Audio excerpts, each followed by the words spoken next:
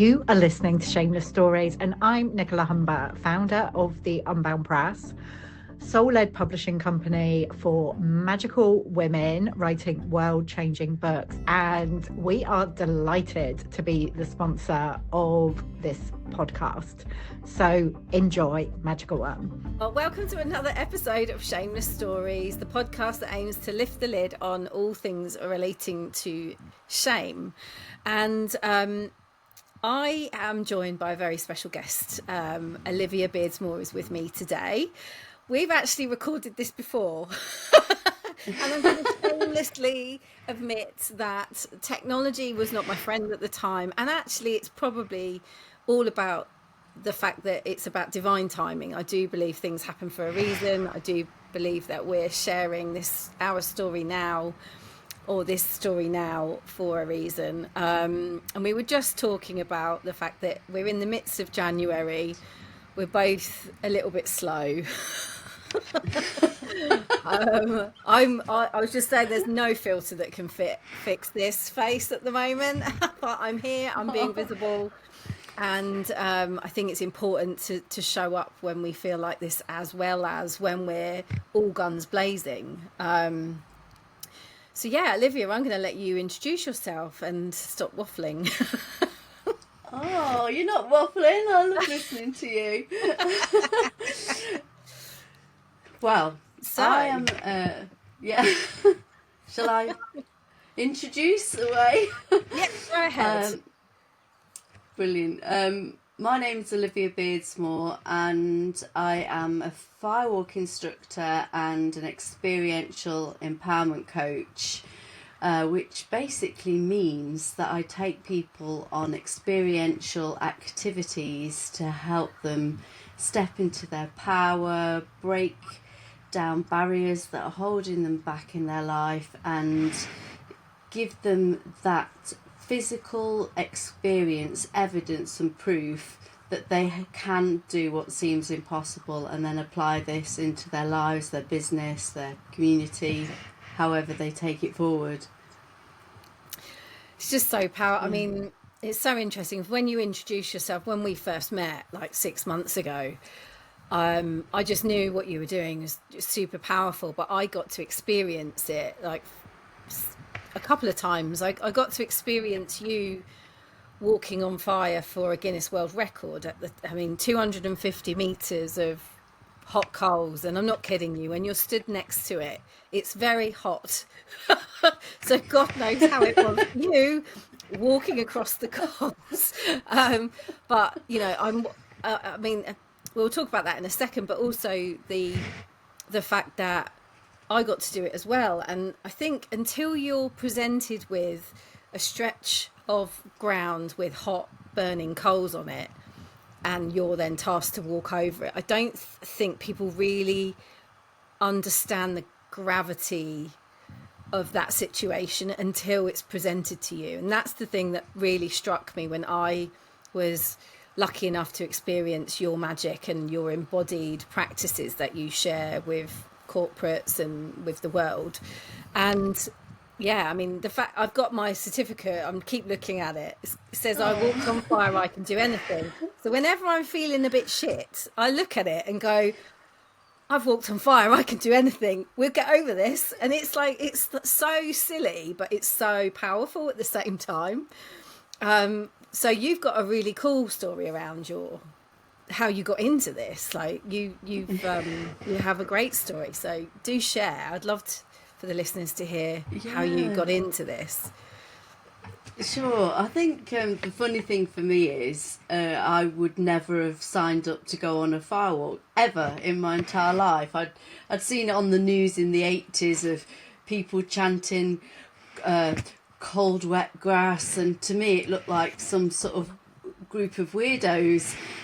So I just wouldn't have signed up. So going from that person to where I am now as a master firewalk instructor and train other people to become firewalk instructors, what was the shift? And the shift happened to be a friend who lived in America calling me and sharing that she was in a difficult situation in her life, we'd been friends for all of our lives. We'd met at 18 months old. We'd met at different points in the year, and both of us were living with a fake smile. Behind our smiles, we were dying in quite abusive marriages. And when she shared, it made me feel safe to share as well. And she said, pack your bags, I've booked us on a retreat, get yourself over here. And I was so excited to go over and see her that I didn't ask her what we were going to be doing on the retreat. I just packed my bags and went over. and I literally, as we're driving there, I said, what are we doing on this retreat? And then that's when she started to tell me. She says, wow, you must really trust me just to pack your bags and get on a plane. And I do. She's shown up for me many times in my life. And this time there was a firewalk, and I was absolutely petrified. I asked her 100 questions. I barely slept the night before. And then the guy came to deliver the firewalk, and I sat there and I actually made notes on his session. Like, I was making notes, like if I could take it all in, maybe I could do it. Like, really, really pedantic. And it was a fantastic empowerment workshop that when we went out, I thought, okay, I'll do it. But then seeing the visual shoveling the orange coals into a path was the bit that made me think, no, actually, this is real. These are real hot coals from a real fire. Yeah. And I was looking at everyone else lining up, thinking, what do they know that I don't know? Like, why are they lining up? Science has taught me that they're going to be hot. So I thought to myself, oh, I know if I walk to the back of the queue, science tells me by the time it's my turn and they've been trampled by 20 other people in front of me, they're going to be cool. Okay, I can do this. So I made my way to the back, which to me is a little bit cocky, thinking you can beat science. Procrastination, going to the back of the queue, trying to, beat the system. And I made my way all the way to the front, and I was still petrified. And I asked 4 women to stand at the other end of the path to represent my 4 children, because I thought, right, if I'm going to do this, it needs to be for the most important reason in my life. And I need to leave this retreat and go and change my life, because I'm literally living in misery. And 4 women stood there, and I was like, okay, come on then. Still petrified at being 20 in the queue. And I built up the courage, and then the firewalk instructor shouted, refresh the coals. And then they shoveled brand new orange coals right in front of me. And in that moment, I just couldn't believe it. All my strategic plans had failed, and in that moment, I needed to make a decision. Did I believe I could walk over hot coals? Did I believe in myself? And I walked across those hot coals, and I literally felt like I'd flown across them. It was so powerful, and the 4 women hugged me at the other end. And it was that moment that gave me that belief in myself to go back and live my life with a purpose, rather than living my life to hold everything together, swallowing my own life and pretending to the world I'm happy. And it literally transformed my life and gave me the passion to want to share it with anybody else who would. It's just so powerful. Like, it's such a powerful thing to, an aspect of a practice that's transformed your life like that, that's made you go and come home and change your life. I think, did you split from your husband and change things like that as well? Yeah. Like, these things on retreat, they can be so flipping powerful. I mean, yeah. really. Yeah, I mean, it really is powerful, and it's not like it's a switch where it's a flippant, right, okay, I'm going to get divorced. We'd been working on it, having couples therapy, counselling for years. In fact, at that point, we'd already separated. He'd was renting a flat, so we were really at that breaking point. But when you're in an abusive relationship, it's really hard to trust your own instincts, trust your own intuition, make decisions, because you've spent, for me, 2 decades being lied to and gaslighted, and so I'd lost that connection to myself. And so the firewalk helped me to really believe or remember who Olivia is, or who she was as a teenager, or who she was before she got married, or tap into even the inner side of me that I haven't unfolded yet, that I haven't stepped into. Yeah. It's, and I think that's Powerful something that I'm work. definitely seeing in spirituality. I mean, my own journey was not, I didn't walk over coals, but I did a breathwork session and it brought me back to myself again. So I think there's so many modalities out there, firewalking. I mean, even the board break that you took us through, and putting an arrow on your neck, like that was the thing. I think I was more scared of the arrow breaking than I was the firewalk. I was kind of, yeah, Olivia's done it. I've seen her do it. It'll be fine. And then I'm stood there, and I would think I was one of the last, and your son Jake was laying out the fresh coals and slapping it down in front of me, and I was like, oh my God, Olivia's told me this story so many times, and here we are. So, oh God, I was like, oh my goodness me. And then all I could think of was, it's just like walking across Lego. It's just like walking over Lego. And like, as a mum, people that are listening, you'd probably get that, because it is a bit like, you just don't want to step on anything that's going to hurt you. But Yeah. I ended up, I think, well, I showed you after, I had like a coal got stuck to the bottom of my foot. And Yeah. I mean, I didn't, because it was freezing cold, I was able to put my feet on the ground and it just kind of sorted itself out. But it then led me to look into my own kind of health. And I remember you saying at breakfast, check out where you can get a kiss, a fire kiss from the fire. And I was checking it out against the reflexology map, and it was in my adrenals, kind of cortisol, where, you know, many women function, to be fair. Yeah. So it's led me to go down another path and explore kind of my own physicality, my body, like how, you know, why the fire told me that I needed to take care of that part of me. I think it's all really, it's another sign. You get signs and you have to follow them, I think. So I think you've told me stories about people that have done your firewalk as well, where they've had things come up. Yeah, there was the doctor that approached me, who wasn't spiritual at all, and I'd shared with him to check the reflexology chart of where the kiss was, and he reluctantly told me he'd been to the hospital for 3 years with a certain condition, and that the fire kiss was in the exact same spot as on the reflexology chart of where he'd been being treated. And I think, to me, it's the beautiful aspect of life where everything is interconnected, you know, with nature, with science, with people, with your friendships and your community. When your energy's on that right level, it brings in all the messages and the synchronicities that are there for you to experience. It's just so powerful to witness. I mean, what must you have been thinking? How did you manage to walk backwards and forwards 4 times on a strip of hot coals? That is still, like, you totally transcended that day, I think.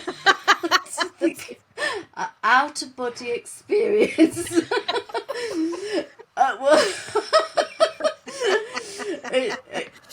It was, that in itself was a massive lesson to me on so many levels. Prior to that, I had visualized it in bed, like at night, lying there. I know that the way the Guinness World Record decides to hold that record isn't particularly a safe way of doing a firewalk. So it was 250 metres broken down into 50-metre lengths. So already you've got to turn, which isn't necessarily recommended when you're firewalking, because the nature of twisting your foot, you're more likely to experience a burn or a kiss. Yeah. Then also the coals have got to be at 500 degrees C the entire length, and you've got to keep taking a record of it throughout the time. So whilst I'm doing the walk, they're literally shoveling fresh coals. And the plan was that they were going to shovel them behind me, but I was walking so fast that they ended up putting them in front of me. So I was literally, it felt like walking through a fire, not just doing a firewalk. It was literally that intense. And so, similar to my very first firewalk, I decided to place what was the most important thing for me to do the firewalk. And for me, again, it was my children, and now I have grandchildren. So it was 5 lengths, and I've got 4 children. So each length, I carried one child across the burning coals, and then the final 5th length was all my little grandchildren, because I thought, oh, I can carry all of them at the same time. And that's what kept me going. But I can honestly say the last final length was the hardest length of it at all, and there was a point where I did literally feel like my soul disconnected from my body to keep the momentum of the physical movement. It was just And also thinking about things. Sorry. Yeah, carry on. Thinking about things. I can't remember his name. Simon, somebody who was burnt, carrying someone, saving lives. I don't know if you remember the story. All his face was burnt and everything. Oh, from the Falklands, yeah. Falklands, yeah. I've forgotten his last name. I think it was Simon. Apologies if I've got your name completely wrong, but I remember hearing about it as a young girl. And for people to have such resilience to do that kind of thing, I also want to check on my own resilience. Like, would I have the capacity to do that for my children? Would I have the capacity to do it for a stranger? You know, we are way more empowered and stronger both in our bodies and our minds than we have tapped into, and so I love to test that capacity of resilience. Just won't be doing a Guinness World Record on that capacity again. But that is, because somebody said to me, like, why did you do it? And it's like, because you want to see how far your body can go. And I think, bodies are amazing. Our physical bodies are just absolutely amazing. And when you dive into it even more, like the ability to bounce back from illness and, combat cancers and disease and, pushing yourself to the limit. I think so many of us maybe don't. Like, we'll watch it on the telly, but we won't necessarily put ourselves in those situations all the time. And I think it keeps you, it just helps you to grow. I think that's what I found. And the other thing as well is, like, we were talking on another call, weren't we, I think, about, what happens if you don't get the Guinness World Record. How do you feel about if they don't say, hey, you've got it, but you've experienced that walk, you did it exactly the same as the guys that did it, you followed the same parameters. Like, how would that feel when you're, if they said, actually, according to Guinness, it's a no? Like, how would that feel in you? It actually really doesn't bother me. I'm not a competitive person. Like, I would Sky School Sports Day if I could. That was just torture. I love that. Honestly, I was quite well endowed from a young age, and the thought of running the 100 metres or the 200 metres without a sports bra in the 80s was like the worst nightmare. And so, just keeping it real, I never really enjoyed sports. You know, I love like team sports, netball or hockey or something, but anything athletic. And my mum's a sports teacher. She teaches netball. She's played for county for hockey. So I grew up in this very sporty environment, and I'm just the kind of clumsy, fun one that enjoys the outdoors. So it's completely opposite. So in entering the Guinness World Record, it actually wasn't about having a record. You know, all the information's with them now. I could pay to have it processed quicker. I'm not going to pay because it really isn't about getting the Guinness World Record. It would be wonderful on a level to have it, because that's nice, and for all my incredible team that supported me. But one of the reasons, there was a number of reasons for signing up, was to step out of my own personal comfort zone. I was going through some, and still am to a degree, some incredibly challenging situations in my life that I have no control over. And I was actually in fear of my life at one point. So I was living every day wondering, could this be my last day? Now, this living with that level of fear was totally a heavy weight that I had no control over, and I had to make a decision, or I made a decision to live life to the full. I made that decision when I did my first firewalk, and I recommitted it to myself that none of us know when our last day is, and so it's living every life to the full. And the underlying stress was still there, like my body was not sleeping properly, my body was putting weight on and holding on to fear.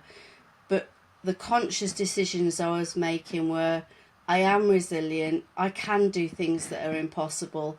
And in a whimsical moment, I signed up to do the Guinness World Record to prove to myself I'm resilient and I will keep going. I will keep going beyond the odds. I can make this, I can get through, and I'm going to enjoy the process. And what the Guinness World Record experience brought to me was everybody that turned up to show their love and support. Nobody was being paid to be there. One of the instructors I trained was the sponsor of the event and paid for all the resources. They all worked tirelessly to build it, lay the hot coals, clear away afterwards. We had hundreds of people from the community there supporting, and come on Olivia, you can do it, and little children just watching the celebration. And I felt love, like a love I hadn't experienced. It was this unconditional love. People had shown up to support me in love, and I felt so moved by it. And even at the end of it, at the end of the experience, people there were loving me, holding space for me to recover from the experience of it. So I was held the entire time. And the big learning thing for me was, Olivia, you don't have to keep pushing yourself to these lengths. You know you're resilient. You know you can carry on in the face of things. It's time now to stop that push and just enjoy the journey. And just so many profound teaching moments in it. So for me, Guinness World Record is just like a little moment of the learning that experience brought. It's definitely not a failure. It's one of those things where on paper it could be, oh, I failed, but the learnings and the gifts and the love that came with it. Like I was there, I could feel it. It was just overwhelmingly gorgeous. I don't know. I think everyone was just so in awe of you, and it was just so powerful to witness, because, you know, yeah, I mean, so many of us wouldn't even dare do it, but also it just goes to show that you don't have to walk across hot coals to be worthy of love. We're all worthy of love, even if we don't. And yeah, it's just so powerful, and just to witness and share. But I mean, you've got loads of other lovely stories that we can share. I mean, when you did the board break, I mean, that's another thing. It's like, before you were a fire instructor, you were talking about your mum being a netball teacher. You used to be a teacher, didn't you? And then you moved into bushcrafting. And I feel like you've always been a little bit ahead of the curve, because Bushcraft Festival and all the bushcraft things that you were doing, that was a real upward trend then, wasn't it? Being outdoors, being in nature. Like, tell us a little bit about that time of life as well, because you were always an innovator. Well, the teaching thing was that I love working with children. Like, I feel inspired and passionate about the educational system, of how it is in my mind that you're raising the next generation, but actually being in it, it's distressing. You know, I've tried to think about how to create my own school and my own curriculum, and you know, that's a different journey. But one of the things right from my childhood is being outdoors in nature, and I would spend hours on my own sometimes building dens, analysing the different type of grasses, dissecting them, pulling them apart, playing in the brook that we had. And to me, that was my happy place. And all my life I've had this dream of, one day I'm going to live in a log cabin with an open fire, and that's the ideal life for me, and that has never left. So I was naturally attracted to programmes like The Wilderness Family, The Little House on the Prairie, all things like that created this ideal lifestyle that for me I aspired for and still aspire for. And from that, Ray Mears was on the television more then, so he was teaching the bushcraft skills, and the audience was growing. And what I recognised is that there wasn't a publication, a magazine about bushcraft. So myself and my then husband, we co-founded Bushcraft and Survival Skills magazine, which was geared to all ages. So it had a children's section, it had a women's section, because at that point a lot of the industry was mainly male, and so it was to encourage more family and grow that side of things. And that grew from being just an online subscription only.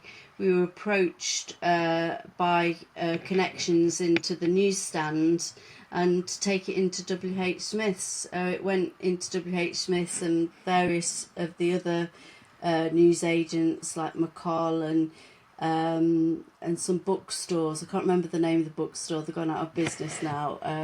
And then from there, it went. We were asked to take it over to 7 other countries. So then it was the real copy was in 7 countries. So it was just growing and growing. And so we also started a festival called the Bushcraft Show, and people travelled from all over the country, but all over the world too. It was the largest bushcraft festival in the world, with key celebrity speakers, with Ray Mears and Steve Backshall, and then lesser known people, unless you're in the industry you may not have heard of them, but like Les Hiddens and also growing people within the local community who are doing amazing things to share their skills. That's amazing. So, and that was the journey within the bushcraft. Like, I mean, this. Yeah, I mean, it was I'm an gonna, amazing time. I'm gonna link it back to another part of your story as well that we've talked about from a PR perspective. But that you mentioned earlier that you were going through some really tough times, and we've talked a little bit about kind of before we came on about managing fatigue, managing being ADHD or having a late diagnosis. Was that kind of another transformational point for you, like understanding that you also have ADHD, and that may be why you got all these great ideas? Like the superpower that is ADHD. It's really funny because as a child, always used to think, right, I want to be an artist, I want to be an author, I want to be a vet, I want to be this and this, I want to write a book and da da da da da. And I just thought one life is not enough. Like, I need multiple lives. And so I didn't used to sleep. And sleep was like such an inconvenience. Like, what a waste of time. Who designed sleep? If I've only got one life, I don't want to sleep a third of it. And that's carried on right through my life because my brain wakes up about 11 o'clock and goes, hey, this is an amazing idea. Okay, let's go down a rabbit hole and search this. Oh, wow, yes, and then this and this and this. So from 11 to like 3 or 4 or whatever, I'm literally like downloading amazing ideas, inspiration, and I don't know what it is about that time, but they always come in. It's like the world's turned everything off, like all the electricity, and everyone's gone to sleep, living a normal life. And at that point, because the energy around me is clearer, we're like, right, okay, we'll channel it all in now. You're getting it now, Olivia. So I just thought that was me growing up. There'd be times I would hand in my assignments at college, and literally at uni there'd have been an all-nighter, and I'd get like the highest mark. If I'd taken weeks to do it, I wouldn't do as well. And I didn't realise that this working under pressure is almost, this superpower. So it was only when I diagnosed it started to make sense.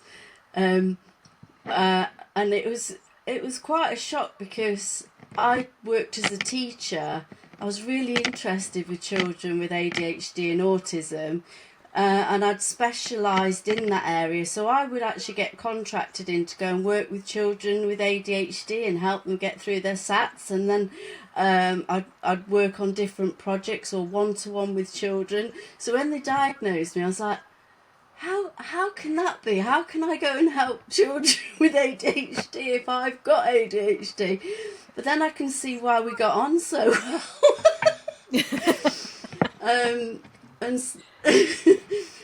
And my children are most likely all on the spectrum, but one is particularly ADHD.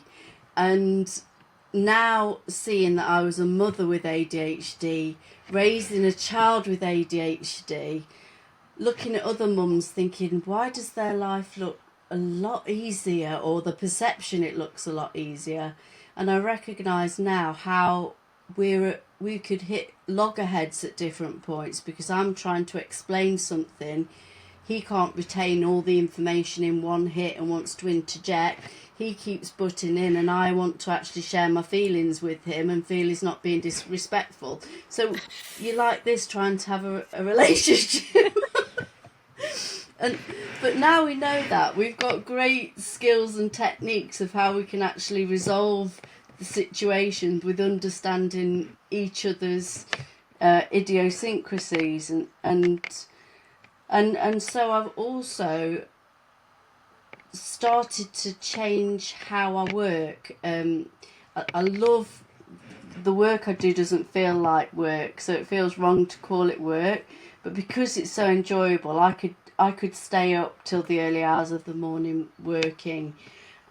However, now I'm getting older, perimenopause has set in, I'm close to menopause, my body just ain't what it used to be, and I can't fight through it. I have to surrender to where I'm at. And so having better boundaries and saying no to things I would have said yes to in the past, knowing my vision, does this fit with my vision, and saying no is quite a new thing to me. You know, no, and it feels right to do it. And also planning my diary with time to prepare and time to relax. So if I've got a big event on, I mark the days of preparation and also mark the days of relaxation. Otherwise, I look at my diary, someone will say, oh, can you do a meeting this day? If it's clear, I'll go, yeah, sure. Not recognising actually I'm going to be loading the van for the event or something. And that, I'm beginning to see a change gradually of implementing these ways. It's not perfect, it's continual practicing, continually reminding myself, evaluating my goals, my vision and my calendar, and finding the balance and allowing myself to rest. It's okay to rest. I mean, that's definitely an intention I'm setting for myself this year, because I think that is something very similar to you. I realised that actually, well, there's this version of me that when I used to get my when my cycle was as it was supposed to be, because obviously perimenopause, it just goes all out the spout and you just don't know where you are. But I used to find this, that there'd be 1 week of the month where I just not want to do anything, and I hadn't really understood that about myself. And then for 3 weeks of that month, there's another version of me in control of my diary, booking all the things, being really excited. Yeah, I'm in hyper focus mode, so I can do 16 things today. But then 3 weeks later, the other version of me is like, who the hell put 16 things in my diary? Like, what the hell were you thinking? So I used to have this constant battle with this other version of me who would hyper focus and get excited and say yes to all the things, to the other person that would just be in a heap under a duvet going, I hate you all. So I think I resonate, and that's definitely something that really, really landed for me. And I'm hoping to be able to like teach my kids that, you know, it's try not to, you know, schedule your life away when you're in a good place. Yeah. And being mindful of that. But also, like you said about peopling, like you get frazzled after a few days of peopling now, I think, as well. Yeah. And it's honouring yourself, and that's another lesson that the Guinness World Record taught me. I'd booked to do I'd been booked to do a stage tour the day after the Guinness World Record attempt. Then the following morning at 6 a.m. I was due to be at the airport to fly to Sardinia to deliver a glasswalk workshop. My head thinks I'm a superhero and I can go straight from a Guinness World Record attempt on stage, on a plane, deliver a glasswalk in another country, and there's no perception that I might need to rest, I might need to recover. I'm just like, yay, we can do this. And I'm the kind of person that I hate to let people down. Like literally I would crawl through the door with my nails getting in there, you know, sweating with whatever bug I'd got. I would not like to let people down. And I recognised I physically was unable to fulfil those bookings that week, and it was torture to me to call and say, really sorry, I'm not going to make it. That was the worst thing. And again, it was another reminder, Olivia, there are times in life when things doesn't go perfect. There are times in life where you may have booked an appointment and you might have to change it to honour how you're feeling. And it's okay. It's okay. So, yes, I can relate to that you literally book all these things. No, it's not the end. No one's going to die. So is there any... Yeah, so I understand that. I was going to say, is there any words of wisdom you'd like to leave with any of the listeners, like that you would like to share, given all of the little stories we've shared today? Yeah, so I think for me, in all of the life experiences, journeys, challenges, and this might sound a bit corny, so I'll try and say that sounding corny, but for me, it comes back to love the whole time. Like loving ourselves, nurturing ourselves, filling our cup before we give it, but also that love for other people, because when we're in love for other people, we're not competitive, we're not in judgment of them, we're just accepting and understanding, and so that's, to me, the core of everything we're doing, this place of love. And I hope that portrays in the way I'm trying to help it to portray without it sounding too gushy. No, But that I had to teach myself. Yeah. That is really powerful, because at the end of the day, love is this love for ourselves first and foremost, isn't it? Yeah. Oh my God, absolutely. And that, yeah, I mean, I can talk to you about this all day. Like, we probably will carry on after.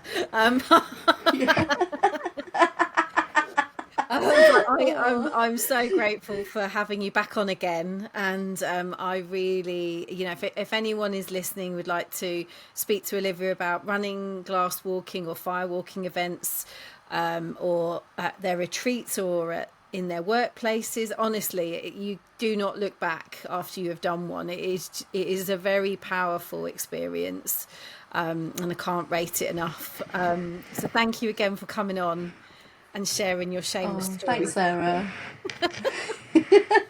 And there's more. There's so much more.